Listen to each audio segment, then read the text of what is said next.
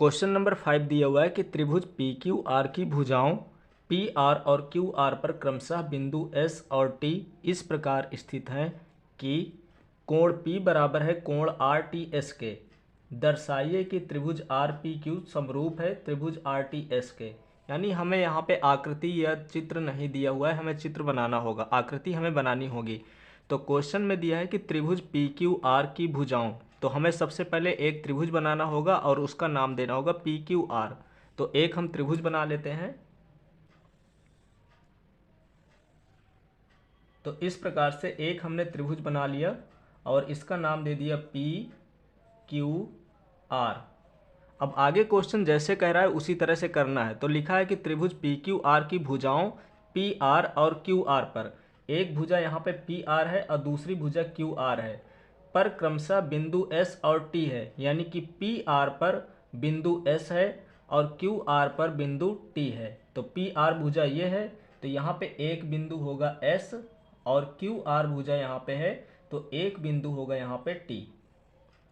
इसके बाद ये कह रहा है कि इस प्रकार स्थित है कि कोण जो P है वो आर टी एस के बराबर है। तो यहाँ पे कोण आर टी एस दिया हुआ है, R यहाँ पे है, T यहाँ पे है, S यहाँ पे है, तो हमें इन दोनों को मिलाना होगा। तो क्वेश्चन में क्या है कि जो कोण P है, ये वाला जो कोण है वो आर टी एस के इक्वल है। तो T जहाँ पे बनेगा यहाँ पे, यानी कि जो कोण P है वो इसके इक्वल है। ये क्वेश्चन में दिया हुआ है। इसके अलावा कह रहा है कि दर्शाइए कि, हमें यह सिद्ध करना है कि त्रिभुज आर पी क्यू समरूप है त्रिभुज आर टी एस के।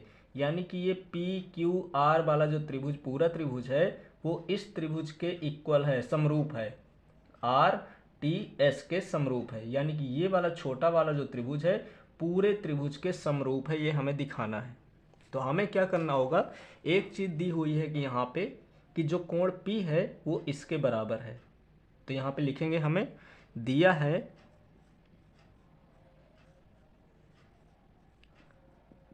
है कि जो कोण P है वो कोण आर टी एस के इक्वल है, ये हो गया, और ये है कोण। तो किसी भी त्रिभुज को समरूप दिखाने के लिए हमें तीन चीज़ें निकालना होगा। या तो हम एंगल एंगल एंगल निकाल दें, या तो हम साइड साइड साइड निकाल लें, या तो साइड एंगल और साइड निकाल लें। अगर इन तीनों में से कोई भी एक चीज़ हमने निकाल लिया तो वो त्रिभुज समरूप होते हैं। तो हमें यहाँ पे दिया हुआ है कि कोण P बराबर कोण आर टी एस के है, ये हमें दिया हुआ है। अब यहाँ पे हमें यह सिद्ध करना है कि त्रिभुज आर पी क्यू जो है आर टी एस के समरूप है। तो हम यहाँ पे दोनों त्रिभुज ले लेंगे, त्रिभुज आर पी क्यू और त्रिभुज आर टी एस में। अब इन्हीं दोनों त्रिभुजों में कंपेयर करेंगे और देखेंगे कौन सी चीज़ किसके बराबर है। तो जो कोण P है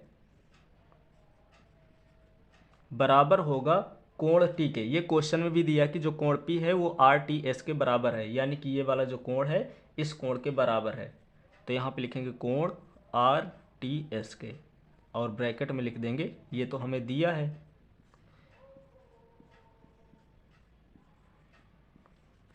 इसी तरह से अगर हम इस त्रिभुज को देखते हैं तो यहाँ पे जो कोण R है वो पी आर क्यू में भी है और एस आर टी में भी है। दो त्रिभुज हैं, एक त्रिभुज हम पूरा पी आर क्यू लेंगे तब भी उस पर R आता है, और दूसरा अगर हम एस आर टी त्रिभुज लेते हैं उस पर भी R आता है, यानी कि R दोनों में कॉमन है।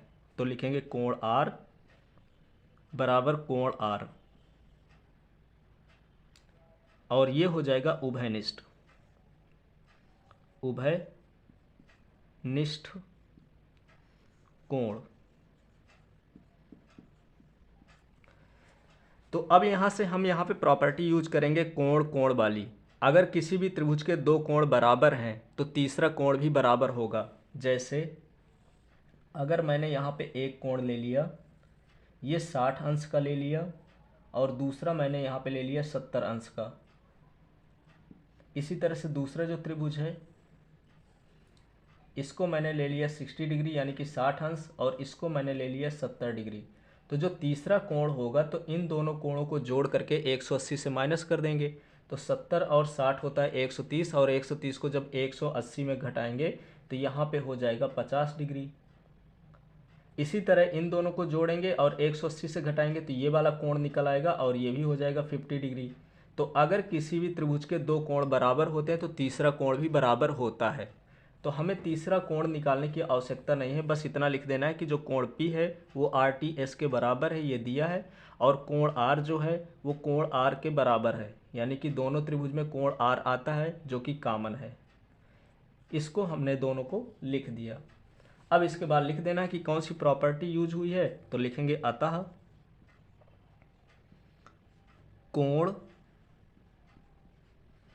क्योंकि ये भी कोण है ये भी कोण है, तीसरा भी कोण होगा, कोण कोण कोण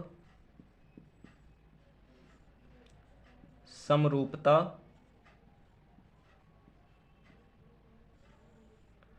कसौटी से